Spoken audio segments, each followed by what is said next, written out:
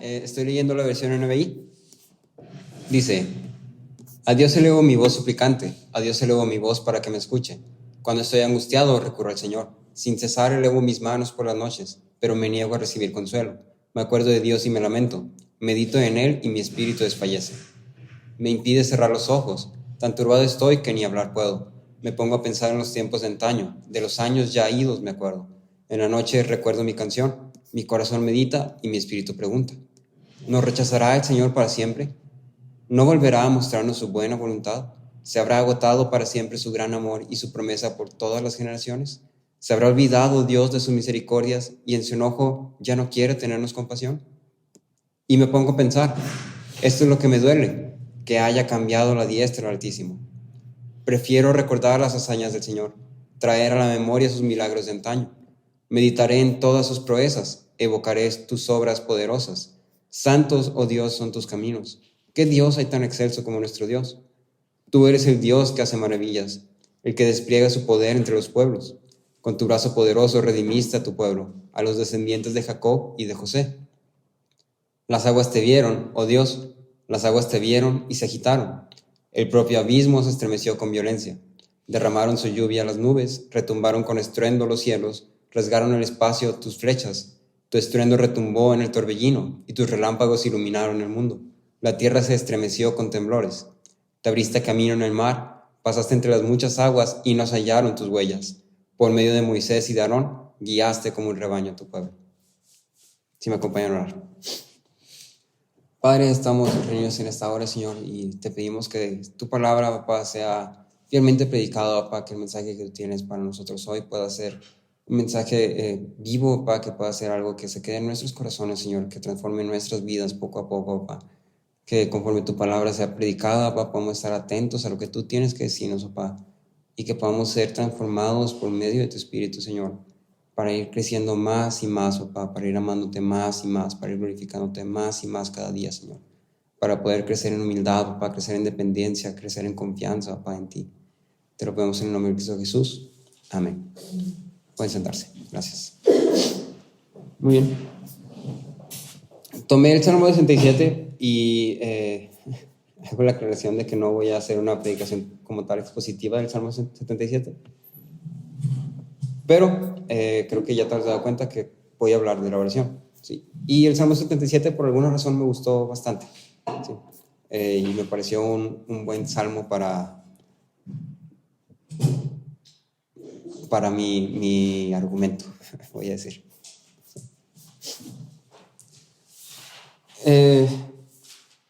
Tengo muy presente cierta memoria respecto a hace muchos años atrás, donde en temporadas invernales o temporadas de Navidad, etcétera, tenemos esta costumbre o esa tradición de que a fin de año siempre nos íbamos con la familia de mi papá y visitábamos a la familia de mi papá.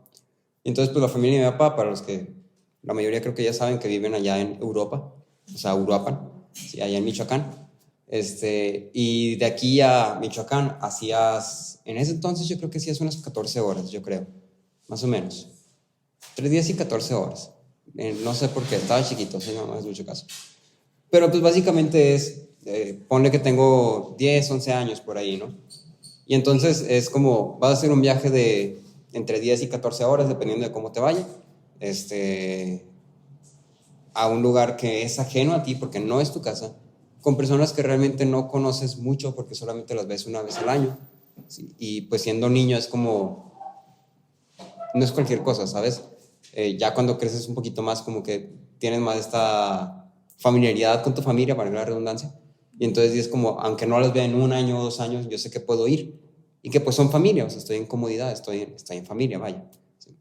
Pero pues, estando chiquito, eso no existe como tal. Y entonces, este viaje era como un viaje totalmente,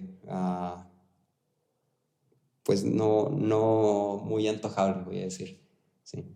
No había mucho bueno que decir, porque aparte llegabas allá y pues nos quedamos en casa de mi abuelita. Y en casa de mi abuelita, pues es como, voy a decir que tenía cuartos vintage, ¿sí? Tenía cuartos vintage, también amueblados de forma vintage. Eso incluía las camas y las colchas y los colchones y las almohadas, también eran vintage. Y entonces pues también tu forma de descansar era vintage, ¿sí? Entonces así que tú dijeras, wow, voy a un lugar y me voy a quedar en un Airbnb o me voy a quedar en un hotel acá bien chido con una cama de esas chidas con muchos recortes, así que te tiras y parece que las nubes te están abrazando, ¿no? Pues no, realmente no. Sí. Salud. Pero ahora, a pesar de esto, había algo muy particular que para mí, por lo menos, me hacía como cambiar mi chip, ¿no? Hacía como que yo dijera, sí, ya es hora de ir a Uruapan, vámonos. 10 horas, 14 horas, lo que sea, vámonos rápido. ¿Qué crees que era? No, no, tampoco. ¿El qué? No, tampoco. Lo que hacía que yo dijera, este viaje sí iba a valer la pena, es que en casa de mi abuelita, ahí donde nos quedábamos, había una tele. Y esa tele tenía cable. Y nosotros en nuestra casa no teníamos cable. En nuestra casa solamente teníamos 5 canales. El canal 5, el canal 7, el canal 13 y otros canales ahí que nunca supe cuáles eran, pero siempre estaban pasando de que venga la alegría o algo así. Y entonces pues para mí así como que, cable, voy a poder ver Cartoon Network, voy a poder ver Nickelodeon. O sea, imagínate poder llegar y sentarte y escoger, 20 canales, ¿no? Wow, tengo todo un menú para elegir de dónde, ¿sí? Y entonces el cable para mí era así como que algo invaluable, ¿no? Era algo así como era tan difícil de acceder porque yo no lo tenía. Entonces para mí el cable convertía este viaje que de otra forma era un viaje espantoso para un niño de 10 años en algo que hasta me emocionaba, ¿no? Pero ahora conforme pasaba el tiempo, pues los tiempos van cambiando y también, sí, pues básicamente, ¿no? Y llegó un punto donde mis papás, en algún momento, pues gracias a Dios, pusieron cable en la casa. Sí, ahora en la casa pues teníamos una tele más chida, porque también la tele era vintage, obviamente. Entonces la tele de allá de mi abuelita era vintage. La tele que tenían mis papás pues no era tan vintage. Y ahí teníamos cable. Entonces, ¿qué crees? Los viajes a Europa ya habían perdido por completo su valor. Porque el cable había perdido su valor, porque como ya lo tenía aquí, pues sí, o sea, ya no había nada bueno de ir allá en términos de un niño de 10 años, ¿no? Lo que antes veía como algo asombroso, o sea, es decir, puedo ir a ver tele por cable, pasó a ser algo común, algo que siempre tenía ahí a mi disposición. Entonces pasó a ser algo común, e incluso ya teniéndolo a mi disposición, a lo mejor la primera semana que tuve cable fue así como que, wow, no, y que están pasando Phineas y Ferb, no, y que lo puedo ver, y wow, y no tengo que esperar a que pongan esta película y la pasen en el 5 después de 5 años. ¿Sí? Entonces era como emocionante, ¿no? Pero conforme pasa el tiempo y te vas acostumbrando, pues el cable para mí también de cierta forma perdió valor. Para mí perdió valor. El cable seguía siendo cable. ¿Sí? Y pienso que algo similar nos ha ocurrido con la oración. Hablamos y decimos de la oración como algo que hacemos cuando podemos. Vemos la oración como esta cosa que siempre tenemos acceso a, porque siempre podemos orar, siempre puedo cerrar los ojos y decir, Dios, qué bueno eres. Y ya, oré. Siempre está a mi disposición. ¿Sí? Pero entonces ese mismo hecho de que siempre está a mi disposición ha hecho de cierta forma que yo la valúe menos, así que yo la valore menos. Ahora, con el paso del tiempo y con la cultura cristiana que nos rodea, específicamente a nosotros, hablando en nuestro contexto, porque es en el contexto en el que vivimos, hemos ido poco a poco desvaluando lo que la oración es. Aún más, hemos ido malinterpretando y hemos ido trastornando el verdadero significado de la oración, para qué sirve, lo que realmente vale, lo que realmente se logra por medio de la oración. ¿Sí? Entonces me gustaría que hoy nos dedicáramos a hablar sobre la oración. Y no voy a hablar de una forma exhaustiva porque la oración es un tema muy extenso, ¿sí? Y mi intención no es como cubrir todas las bases. Sí, creo que eso es algo que amerita que cada uno de nosotros, por nuestra cuenta, dediquemos tiempo y diligencia a ello, ¿sí? Pero me gustaría presentarte esto, sobre todo porque me parece que hemos ido avanzando en Juan. Y no sé si te has dado cuenta, pero en Juan la oración es uno de los temas como muy enfatizados. ¿Sí? Hay mucho énfasis, hay mucha mención, hay mucho llamado a que los discípulos debían orar, ¿sí? A que los creyentes deben de orar. Y aunque en Juan realmente no se hace una explicación de qué orar, por qué orar, cuándo orar, cómo orar, se hace un llamado a que debemos estar en constante oración. Sí, es algo importante y entonces creo que es un buen momento para pensar sobre ella, para meditar en ella. Entonces vamos a hablar de esto abarcando solamente 3 puntos que me parecen suficientes para saber lo que es la oración o valorar la oración, por lo menos. Entonces vamos a hablar del fundamento de la oración, vamos a hablar de qué es la oración y vamos a hablar de por qué debemos orar. 3 cosas nada más: el fundamento, qué es y por qué debemos orar. Mi intención es irme un poquito rápido, otra vez. No voy a hacer un tema exhaustivo, no voy a hablar de la oración como algo de pies a cabeza, porque simplemente no me da el tiempo y porque no creo que eso no creo que eso sea el punto de hoy. ¿Sí? Mi punto de hoy es nada más darte a considerar un poco o darte a reconsiderar tu perspectiva de la oración. ¿Sí? ¿Cómo entiendes la oración? Porque creo que aunque sabemos un poco y aunque entendemos un poco de lo que es la oración, no la valoramos como es. ¿Sí? Y me gustaría empezar hablando por lo que no es. ¿Qué no es la oración? ¿Sí? Mucha de la cultura que nos rodea nos ha llevado a pensar en la oración de una manera bastante errada. Y esto es en gran parte a que se nos ha hecho ser muy complacientes con tratarla como algo superficial, es decir, algo que simplemente está ahí. De la forma que trato a mi teléfono y que lo saco cuando lo necesito y lo guardo cuando ya no lo necesito, se convierte en algo superficial. ¿Sí? Entonces, no es como que depende de mi teléfono, no es como que si tenga mi teléfono o no lo tenga durante 2, 3 horas, me afecte mucho. Claramente es útil tener el teléfono, ¿sí? Pero no es como que me voy a morir sin el teléfono. Entonces, la oración la vemos como este tipo de cosa que siempre está aquí en nuestro bolsillo, ¿no? En nuestra cartera. Mis papás se fueron a Fresnillo y se llevaron mi cartera. Y realmente, pues yo no estoy mortificado porque se llevaron mi cartera. Porque para mí es como que, bueno, o sea, pues no tengo efectivo, pues no voy a comprar nada con mis tarjetas porque tampoco es como que las tenga muy desocupadas para comprar. ¿Sí? Y tampoco es como que necesite tener la cartera aquí, ¿sí? Simplemente es algo superficial. Es útil tenerla, es bueno tenerla, pero, o sea, X. Y me parece que a veces vemos la oración como de una forma un poco así. Entonces me gustaría decirte qué no es la oración, de una forma así muy rápida. La oración no es una declaración vana que solo sirve como un tipo de moneda. ¿A qué me refiero con esto?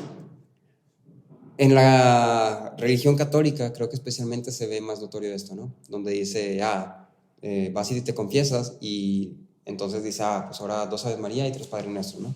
Y entonces ven la oración como ese tipo de moneda, donde tú la usas para comprar, ¿sí? Usas esto para comprar esto, o intercambias. Y yo sé que nosotros no hacemos eso, pero a veces sí lo hacemos. A veces vemos la oración como, hoy pequé mucho, no, deja oro por perdón porque sí, hoy me la bañé. No, hoy sí pequé mucho. O, ya llevo toda la semana sin pedir perdón. No, sí tengo que pedir perdón ya. Y creo que eso sí es algo que hacemos. ¿Sí? La oración no es una moneda, no es algo de economía. Eso no es la oración. La oración no es un poder místico ni un conjuro de magia. ¿Sí? La oración no es como que tú vas a orar, abracadabra, patas de cabra, Abraham le diste un hijo y a mí me vas a dar $1,000,000. ¿Sí? En el nombre de Cristo Jesús, amén. Tampoco. ¿Sí? La oración no es un poder místico, ni es un conjuro de magia, ni es nada del estilo. ¿Sí? La oración no es un medio que nos conecta al cosmos o nos hace más espirituales en el sentido místico. Es decir, no porque yo ore 3 horas al día, entonces voy a hacerme más espiritual que todos los que me rodean y casi voy a poder ver lo que sienten y ver sus corazones y ver así como que, esa persona está en su corazón sintiendo esto. Sí, la oración no es eso. La oración no es una afirmación teológica impersonal. La oración no es nada más para decir, Dios es esto y aquello, y Dios es esto y aquello, y esto y el hombre y el pecado y esto y aquello. Pero simplemente estoy diciendo palabras, ¿sí? Simplemente estoy diciendo texto, simplemente estoy arrojando intelecto, simplemente estoy arrojando conocimiento que tengo ahí. No es una afirmación teológica impersonal, ¿sí? Porque la oración me involucra a mí e involucra a Dios. Y por último, la oración no es una herramienta para nuestros logros. De hecho, ni siquiera considero la oración tal cual como una herramienta. Creo que sería lo más sano que no lo consideres como una herramienta. Entonces, en general, creo que la forma en que podemos como resumir todo esto es que la oración no es algo para nuestro uso personal. La oración no es algo para nuestro uso personal. ¿Sí? No quiere decir que la oración no nos dé un beneficio. No quiere decir que la oración no sea del todo personal. No quiere decir que esto, que aquello. Simplemente quiere decir que no es algo para nuestro uso personal. Si no es como que yo tengo un carro para mí y lo uso solo para mí, porque sirve solo para mí y el carro existe solo para mí. ¿Sí? La oración no es eso. Entonces, hay muchas malas ideas respecto a lo que es la oración. Y me topé con algunos artículos y algunos libros y algunos textos y algunas enseñanzas sobre lo que es la oración y sobre algunas ideas respecto a la oración que creo que valdrían la pena exponer, pero creo que en nuestra cultura no están tan presentes, entonces las voy a omitir. Pero vale la pena que todos nosotros nos dediquemos a estudiar y aprender y leer y saber escudriñar y discernir lo que es la oración y lo que no es la oración. ¿Sí? Entonces la oración no es estas cosas. Y me parece que la mejor forma de entender lo que es la oración es comenzando por dónde está el fundamento de la oración, ¿sí? Por las cosas por las cuales la oración está fundamentada. Reconocer cuáles son los fundamentos de la oración nos va a empezar a guiar, a alinear, a poner como un carrilito, ¿no? Un riel para andar y tener un mejor entendimiento de lo que sí es la oración. Y entonces te voy a presentar nada más 3 cosas como fundamento de la oración, ¿sí? Lo primero que me gustaría que entendiéramos que es el fundamento de la oración es el carácter de Dios. En Isaías 57:15, si alguien gusta ayudarme a leerlo.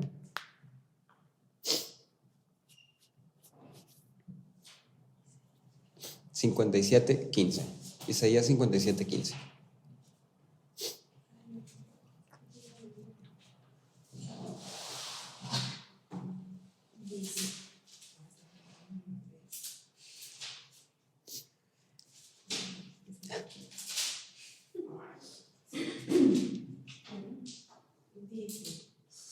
Porque así dice el alto y sublime que vive para siempre, cuyo nombre es santo.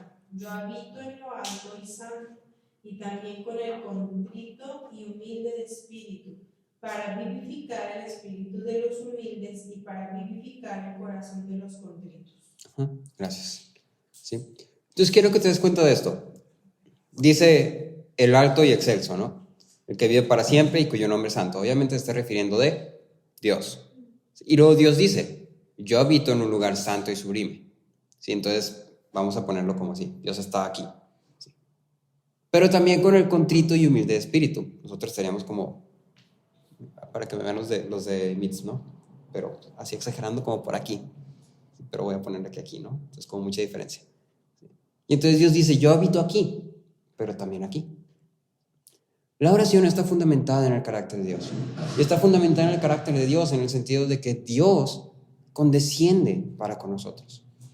Está fundamentada en el carácter de Dios en el sentido de que Dios es el que se ha manifestado a los hombres.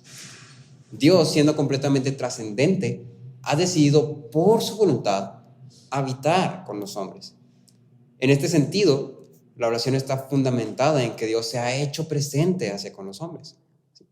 Dios es santo y sublime y nos llama a nosotros contritos y humildes de espíritu. ¿Sí? Y entonces Dios habita con nosotros los contritos y humildes de espíritu, que no tenemos nada que ver en clase con Dios. Si Dios no condescendiera con nosotros, nunca podríamos orar a Él. Sería simplemente inaccesible. La oración existe porque Dios ha decidido habitar en medio de su pueblo. La oración existe porque Dios ha decidido habitar en medio de su pueblo. Llama a su pueblo contrito y humilde de espíritu. El Salmo 66:20 dice, bendito sea Dios que no rechazó mi oración ni me negó su gran amor. ¿Sí? Y entonces me gusta esta expresión del salmista porque básicamente está diciendo, qué bueno es Dios que no rechazó mi oración, ¿sí? Que no me negó su amor, porque Él, al ser Dios, pudo simplemente haber llegado mi oración y la hubiera puesto en spam. Y ya. Porque Él es Dios, porque Él es santo y sublime. Y nosotros no somos santos ni sublimes. Edmund Clowney, el de Triángulo de Clowney, no sé si te acuerdas que vimos eso con el pastor Aaron, decía, para invocar el nombre de Dios, uno debe conocer primero su nombre.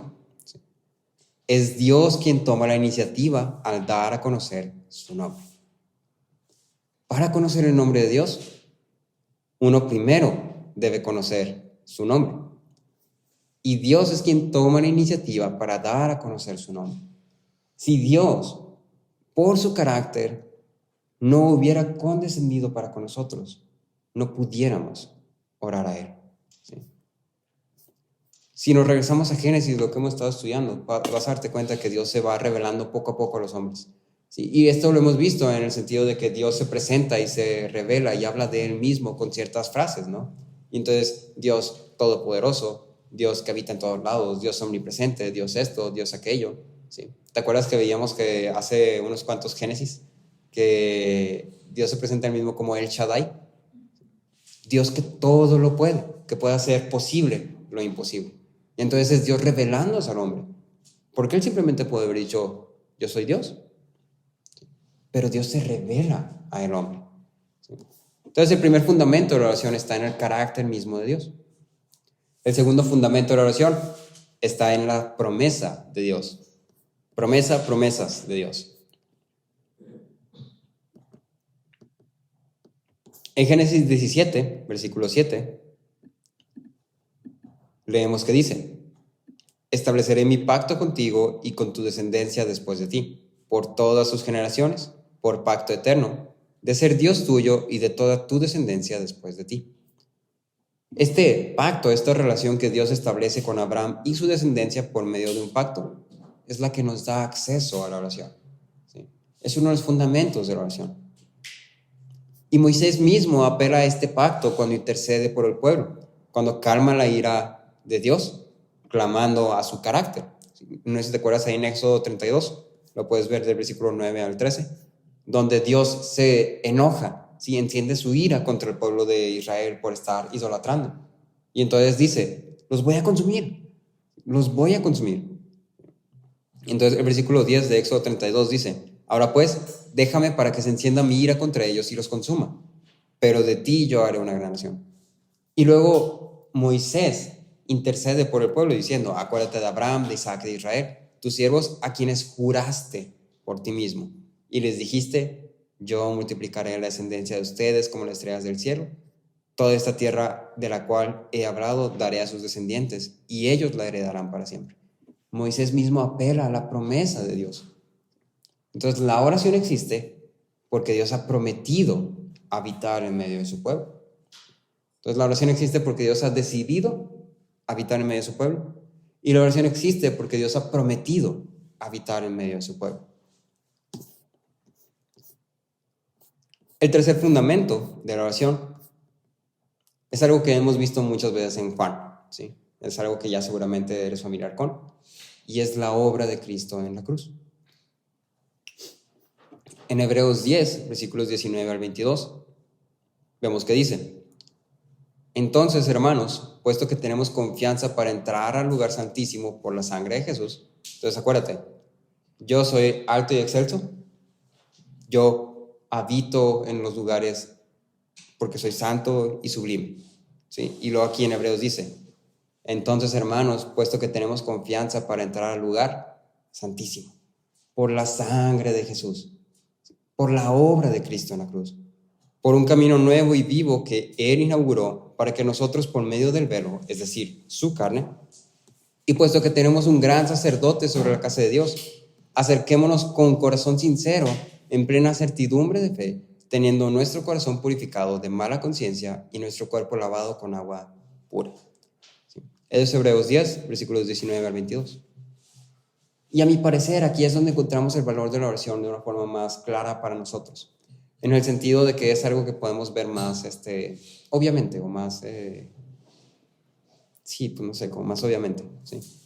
Y para entender mejor esto, deberíamos regresarnos al principio, cuando Dios y el hombre estaban en una comunión, que voy a llamar una comunión natural, ¿sí? Es decir, regresemos al jardín del Edén.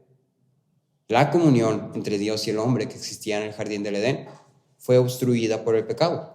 No sé si recuerdas que durante todos los días que estuvieron ahí, se dice que Dios estaba paseando por el jardín y que el hombre también estaba ahí y la mujer estaba ahí. Y luego hay esta frase: estaban desnudos y no se avergonzaban.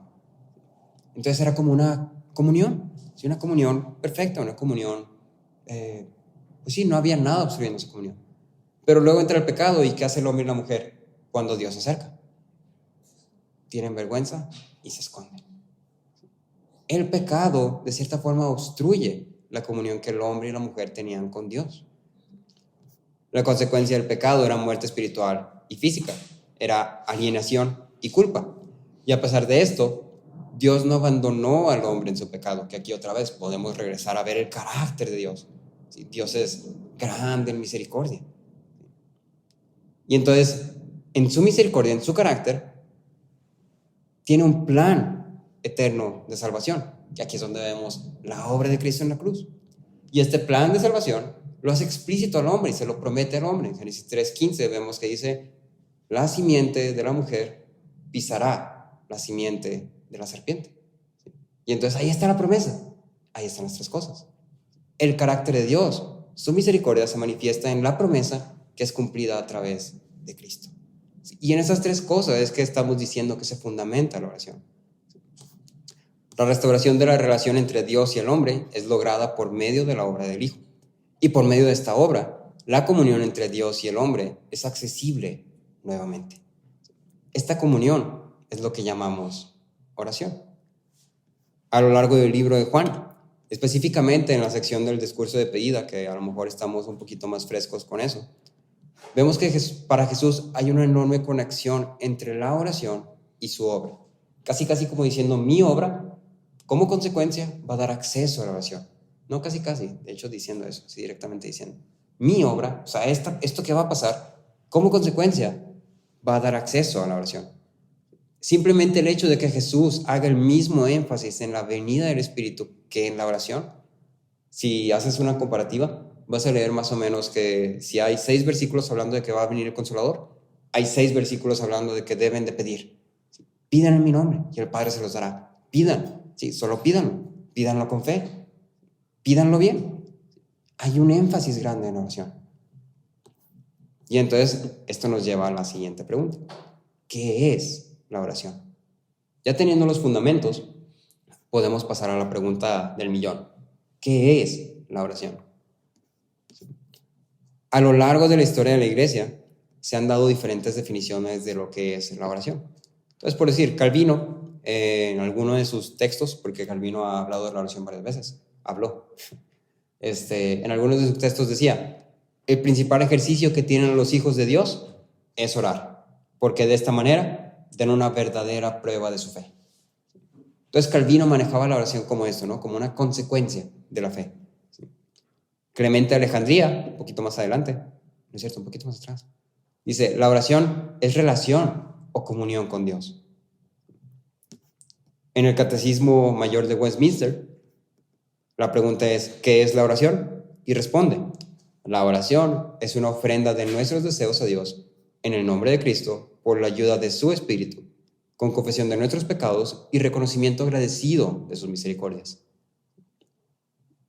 Palmer, un teólogo, dice: la oración es el lenguaje de la dependencia de la criatura. Y luego Sproul, que es un pastor, decía: la oración es el discurso con el Dios personal. Hay diferentes definiciones, pero me parece que todas ellas tienen algo en común. ¿Qué en común es lo que tú puedes notar en todas estas definiciones?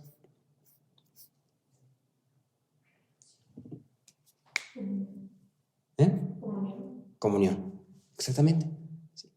Lo que tiene en común esto es que todas las definiciones de oración apuntan a la misma idea: comunión.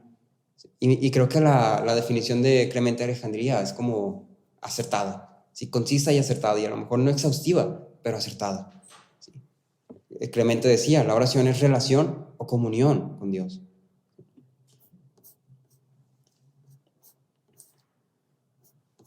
En general, todas estas definiciones presentan una buena idea de lo que es la oración, aunque con diferentes palabras, y nos apuntan a un buen entendimiento, ¿sí?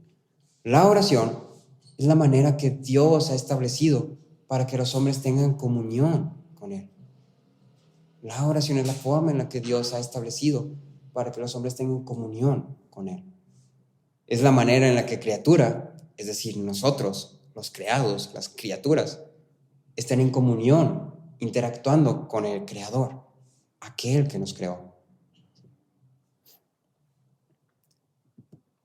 Si tomas en cuenta lo que no es la oración, si tomas en cuenta el fundamento de la oración, si tomas en cuenta lo que causó esta obstrucción en la oración y lo que restauró la oración, podemos confiadamente decir que la oración no es solamente extender peticiones y hablar con Dios, como tendemos a definirlo, ¿no?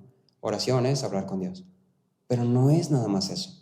Si no deberíamos reducirla nada más a eso. ¿Sí? Porque hay algo más personal en ello. ¿Sí? Hay algo más hermoso en ello. Y es que por medio de la oración nos estamos relacionando con Dios. Por medio de la oración estamos teniendo comunión con Dios. Y ahora aquí me gusta esta idea, ¿no? El propósito de la oración, si estamos hablando de que oración es estar en comunión con Dios, es la forma en la que estamos en comunión o la que entramos en comunión con Dios. Obviamente la oración no es nada más pedir cosas que creemos convenientes, ¿sí? No se trata nada más de pedir, ¿sí? Y me gusta esta idea de Sproul. Sproul dice, Dios no es una campana de escritorio celestial que está de guardia para cada vez que presionamos el botón, esperando servirnos cada petición. Dios no es una campanita como esa que llegas a un hotel y tin, tin, y es que estoy triste, tin, tin. Y es que, ¿sabes qué? Tienes un celular nuevo. Y tin, tin. Y no, es que, ¿sabes qué? Estoy muy enojado. No quiere decir que no podemos hacer eso. Hay mucho de la oración que podemos hacer. Y por eso estaba tomando como modelo esta oración del salmista. ¿Sí? Porque me parece que la oración del salmista está reflejando todo esto. Si nos regresamos ahí al Salmo 77, quiero nada más que te fijes en el versículo 1, donde dice: a Dios elevo mi voz suplicante, a Dios elevo mi voz para que me escuche. El salmista está hablándole a Dios. ¿Sí? El salmista está esperando que Dios lo escuche. ¿Sí? Porque el salmista sabe que esta forma de orar, el salmista sabe que orar es en cierta forma interactuar con Dios. ¿Sí? Y si te das cuenta, todo el Salmo está hablando de que el salmista tiene un sentimiento de pesar, tiene un sentimiento de angustia, tiene un sentimiento que vamos a definir como melancolía. ¿Sí? Entonces dice, cuando estoy angustiado, recurro al Señor. Y luego dice, me acuerdo de Dios y me lamento. Medito en Él y mi espíritu desfallece. Me pongo a pensar en los tiempos de antaño. En la noche recuerdo mi canción, mi corazón medita y mi espíritu pregunta. Y luego fíjate lo que siente el salmista. ¿Nos rechazará el Señor para siempre? ¿Sí? El salmista está sintiendo abandono, vamos a llamarlo abandono. ¿Sí? No volverá a mostrarnos su buena voluntad. ¿Sí? Desolación. Eso es lo que está sintiendo el salmista. Y el salmista está levantando esto a Dios. Y eso es bueno. ¿Sí? Algo que hemos estado viendo en esto de las emociones que el pastor Aaron nos ha predicado es que las emociones nos sirven también porque es una forma con la que conectamos con otras personas, pero también una forma en la que interactuamos o nos conectamos con Dios. ¿Sí? Ahí disculpen las palabras medio erradas. Entonces, la oración es la forma que Dios ha establecido para que los hombres se relacionen con Él. La manera en la que la criatura interactúa y está en comunión con Dios. Y ahora, estar en comunión con alguien no es meramente hablarle una vez, ni es meramente hablarle cuando lo necesito. ¿Sí? No es un seguro de carros que cuando choco, quiero reportar un siniestro. ¿Sí? Dios no es meramente un seguro de cuando me pasa algo malo, quiero reportar un siniestro, pero en mi vida. ¿Sí? Eso no es Dios, eso no es la oración. ¿Sí? Dios se ha dado a conocer y nuestra respuesta a su revelación, como oraba ahorita Liz, es la adoración. La oración también es una forma de adoración. El Salmo 27:8 dice, cuando dijiste, busquen mi rostro, mi corazón te respondió, tu rostro, Señor, buscaré. ¿Sí? Cuando Dios dijo, busquen mi rostro, mi corazón respondió, tu rostro, Señor, buscaré. Douglas Kelly decía, oramos porque Dios nos llama a hablarle y los corazones creyentes no pueden evitar responder incluso cuando no estamos seguros de qué decir. La oración no es una afirmación teológica vana, no es una afirmación teológica impersonal, es una respuesta del corazón. Fuimos creados para estar con Dios, fuimos creados para glorificarle y disfrutar de Él. Y la oración satisface esta necesidad en nosotros, esta necesidad intrínseca como criaturas de adorar a nuestro Creador, ¿sí? De buscar a nuestro Creador, de cumplir este propósito por el cual fuimos creados.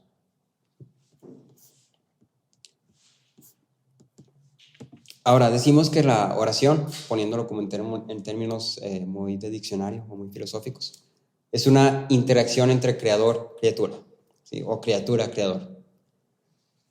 Y hay ciertas características de la oración que me gustaría hablar de, pero lo voy a hacer muy resumido. La oración, primero que nada, es personal. La oración es personal en el sentido de que yo me estoy relacionando con Dios. No existe tal cosa como una oración que no sea personal. Porque si estoy orando, es personal. Es algo de Dios donde yo estoy también participando. Es algo donde Dios y yo estamos en comunión. En ese sentido es personal. ¿Sí? No quiere decir que la oración sea meramente yo y Dios y los demás ya no juegan, porque la iglesia también forma parte de la oración y es algo importante, la oración corporativa, pero ese es otro tema para otro día. ¿Sí? La oración es humilde. Ahí en el Salmo 77 creo que es algo que puedes ver.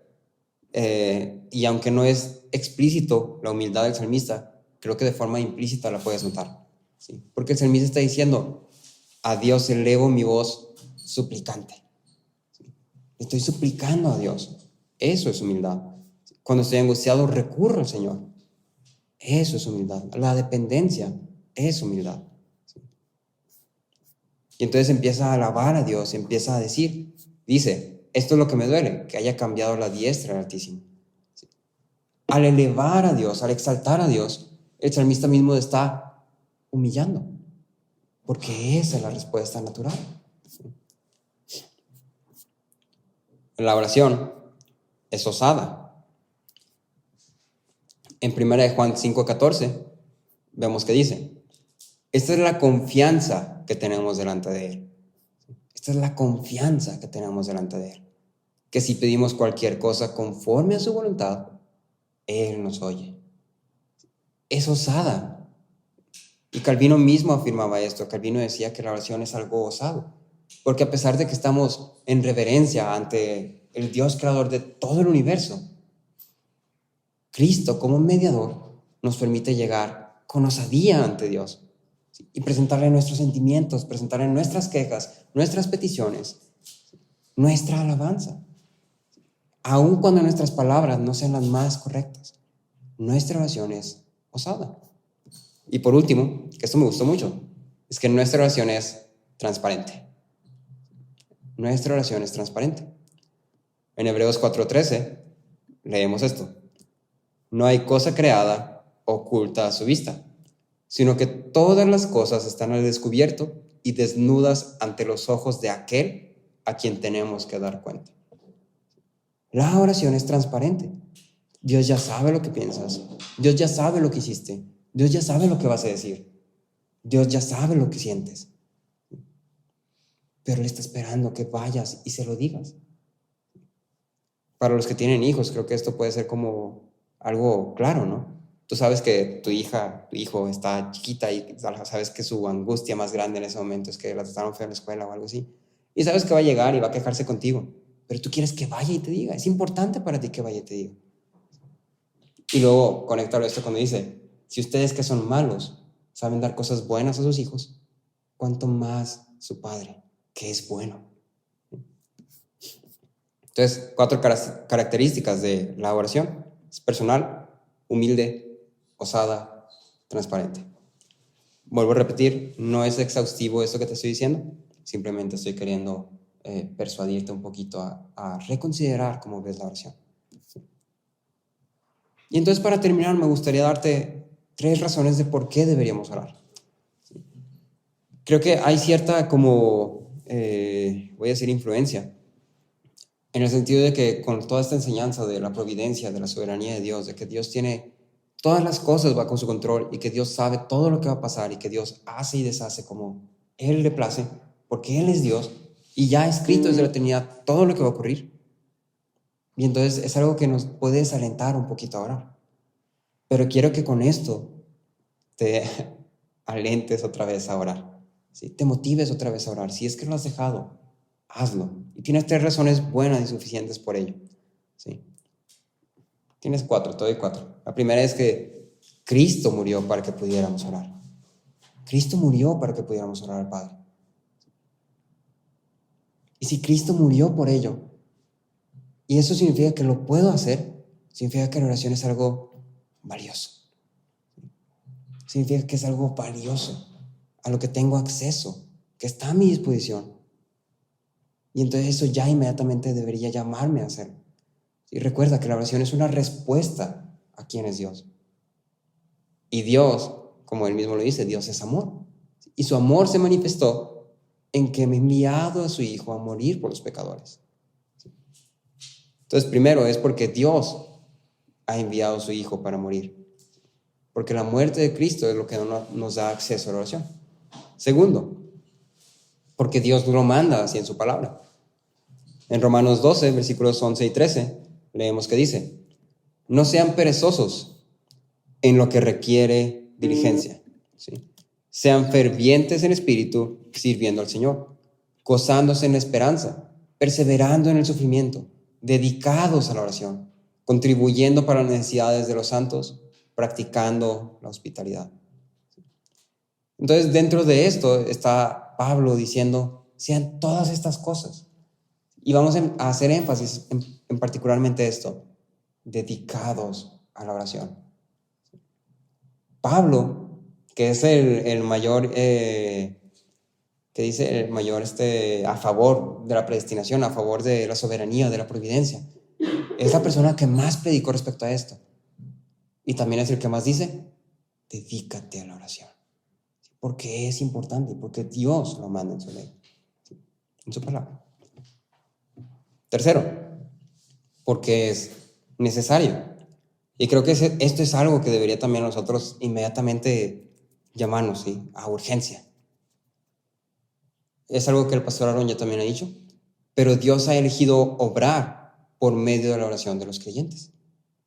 No necesita que oremos, pero Él ha decidido, por su voluntad, por el sabio consejo de su voluntad, utilizar la oración como un medio por el cual Dios obra.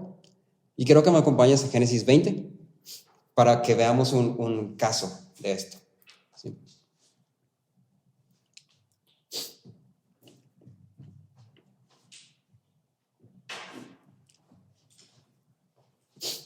Ahora en Génesis 20, vamos al versículo 7 y vemos que se le está hablando a Abimelech, ¿no? Y entonces dice, versículo 7, ahora pues, devuélvele la mujer al marido, porque él es profeta y orará por ti y vivirás. Pero si no la devuelves, sabe que de cierto morirás tú y todos los tuyos. Entonces date cuenta, está diciendo: devuélvele la mujer al marido para que ore por ti, porque si no ora, morirás, ¿sí? Y luego el versículo 17, ahí mismo, Génesis 20. Ya después de que pasa todo eso, ¿no? Abraham oró a Dios y Dios sanó a Abimelech, a su mujer, a sus siervas, y tuvieron hijos. La oración de Abraham fue necesaria en ese sentido para que Abimelech fuera sanado. Y Dios mismo lo dice: si él no ora por ti, ciertamente morirás. Dios ha elegido utilizar la oración como un medio por el cual obra. Y aunque nosotros no sepamos cuáles de mis oraciones son necesarias en ese sentido, así como explícito como el de Abraham, ten por seguro que todas tus oraciones son necesarias. Entonces no escatimes el orar. No lo pases por alto, no digas: es que Dios tiene todo en control, y si yo oro o no oro, no hace diferencia. Porque aquí vemos que claramente sí hace diferencia.